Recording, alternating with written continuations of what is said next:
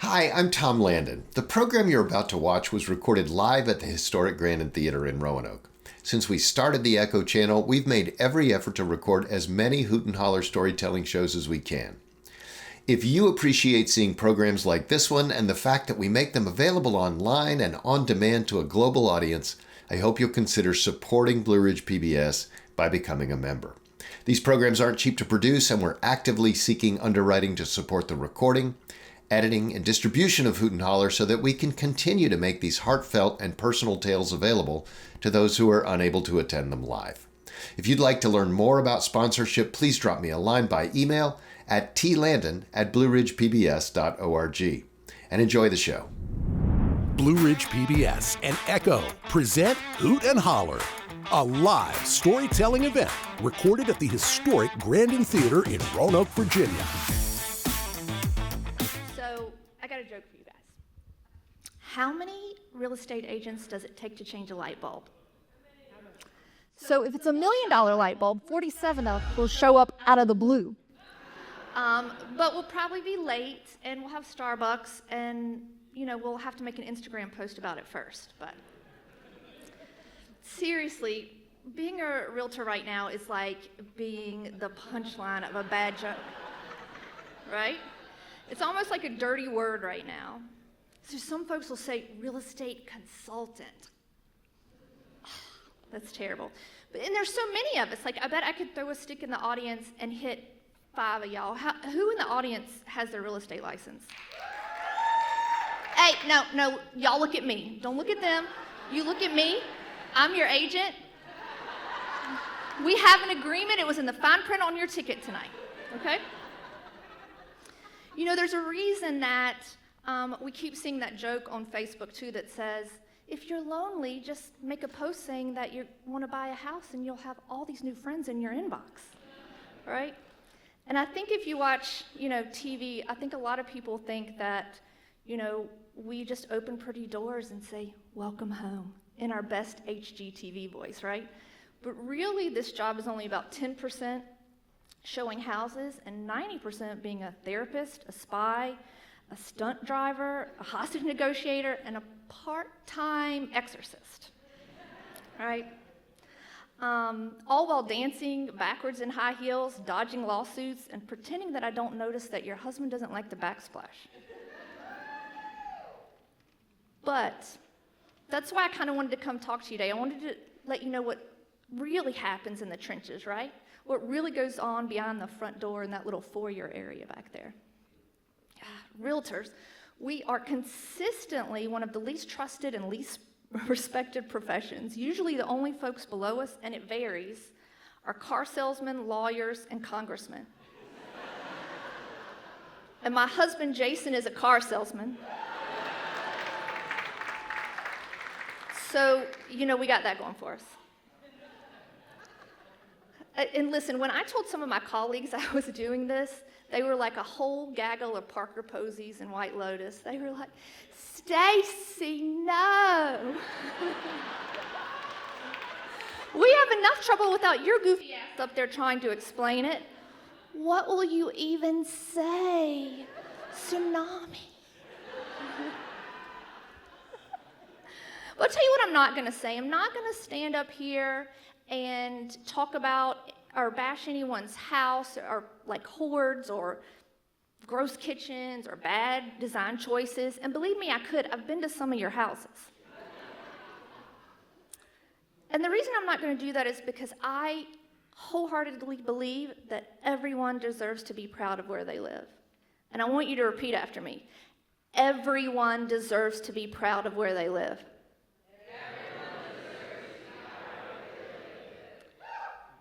And if I'm being honest, it's rarely, if ever, about the house anyway. So I do want to tell you a few funny stories. Oh, wait, do you like my new billboard? So I could stand up and tell you about the time that me, my client, and 2 grown-ass men were trapped in a house by a crazy cat. And I don't mean just a little bit crazy. I mean like running by and scratching your legs and then running back to the corner like it was a boxing ring. And do you know how we finally got out of there? The home inspector had a laser pointer on the end of his flashlight, and he got that little shit to playing, and we all ran for our lives. All right, so my next story is, and I can't believe I'm going to ask you this, but I'm going to ask. Have you ever seen a penis pump? Like in real life? Well, now you have, because there it is. And now your phones have heard it, so you're very welcome for all the Facebook ads you're getting ready to get served up later today. So picture it. Going to a listing, a new listing, to do photographs for it, right, with the photographer. And we're at the house, and we're opening the curtains and turning on all the lights, and we're putting things in the cabinet so nothing's on the counter. And then we go into the bathroom. We're like, who left that empty pepper grinder on the bathroom counter? Just like that lady, we're like, I'm not moving it. He's not going to move it. So there's not a single picture of that bathroom on the MLS. And I could also tell you about this time I met a super gorgeous, like, model couple that wanted to go see a house. They found me online, so I did not know them. It doesn't happen very often, but it does happen. And we go to this house, and like most houses in Roanoke, there's a partial basement. So there's a partial basement and then a crawl space. And the guy, this big guy, wants to get in the crawl space and see it. So he goes in the crawl space. And now I'm standing there with the model girlfriend.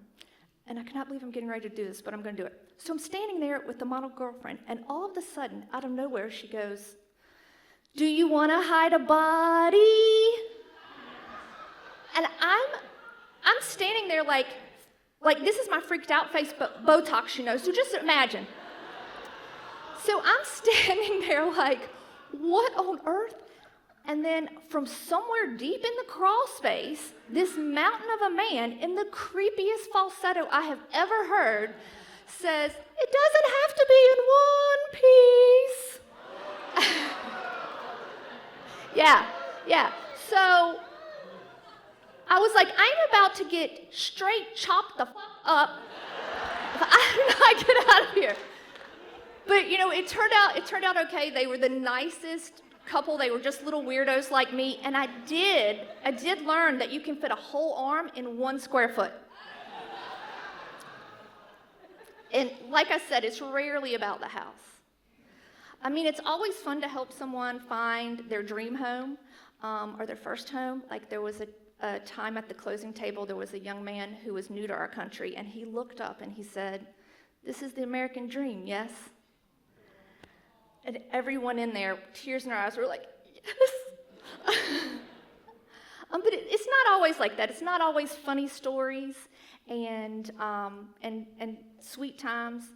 I wanted to tell you the stories that stick with us, the ones that break us and the ones that we carry in our hearts always.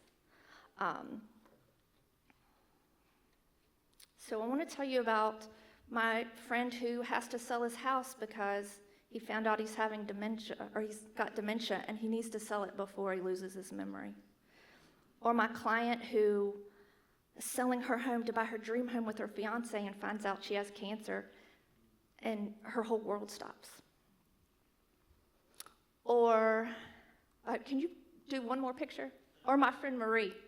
Marie's in her 80s, and when we filled out paperwork for her, for emergency contact, she put NA because there is nobody left in her family. But she wanted to have her cats to have an emergency contact at the vet, and that's me. Or my client, my very young single mom who was buying a house for her daughter and her mother, who asked me to please not call her mom past 3:30 in the afternoon because she'd be drunk. And so I didn't, and we did the whole thing before that time every day. Or my colleague Jen, who called me to help one of her clients because she lives near me. And this lady's disabled and had in-home care, and I guess that day or maybe the day before, her caregiver quit and put a couple bottles of water and a couple packs of crackers on her hospital bed and left. And when no one came, she called Jen. And why did she call Jen? She said because she knew she would answer the phone.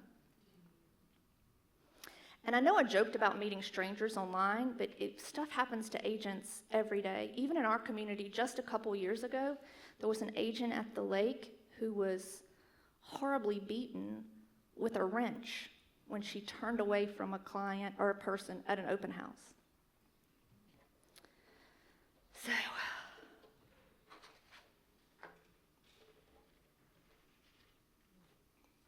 sorry, all the big stories like jacked up my order here.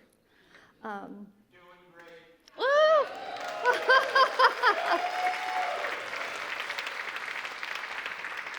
But those are the ones that I hold on to.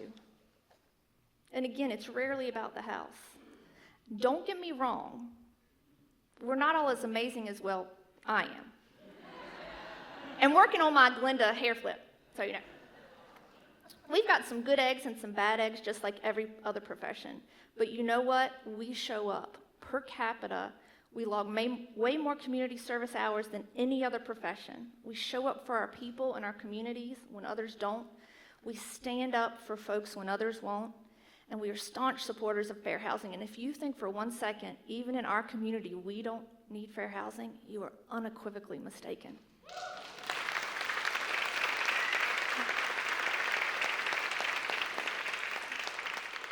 I like to say I wake up every day without a job looking for work. And it's true. When you work on commission, you don't get paid until it's done. That means I do a lot of work for free, like a lot. Like a lot. It's like gambling, but with more gas receipts and less emotional stability. And sometimes even our friends and family don't use us for whatever reason. And I know not everyone's going to choose me as their agent, but they're wrong. In all my past lives, I've worked in the nonprofit world. I've cut my teeth in organizations that mostly have helped women and minorities with education. I've advocated for cancer patients. I've ran large teams at a high level. But this is the hardest job I've ever had. I don't cry much, but I've cried more tears of sadness, fear, and joy in this role than any of the others put together. Shit, I've cried all those this past week. It's also hands down, without a doubt, the most rewarding. And here's the truth. The real estate industry chews up nice people and spits out motivational quotes. Can I get an amen, realtors? If you don't know how to smile while dying inside, this job will ruin you. You have to have a thick skin and a killer poker face. The home buying and selling process can be so intense for everyone, it's like a toxic relationship. Be prepared to get ghosted, screamed at, blamed, and broken up with, all in the same day. And then maybe you'll get apologized to so they can yell at you again. It's messy work, y'all, but man, does my heart hold a special place for the messy ones. So I'll say it one more time, it's rarely about the house. However, if you or anyone you know are looking to buy or sell real estate, please give me a call. And also, Jason wanted me to tell you it's never been a better time to buy a car.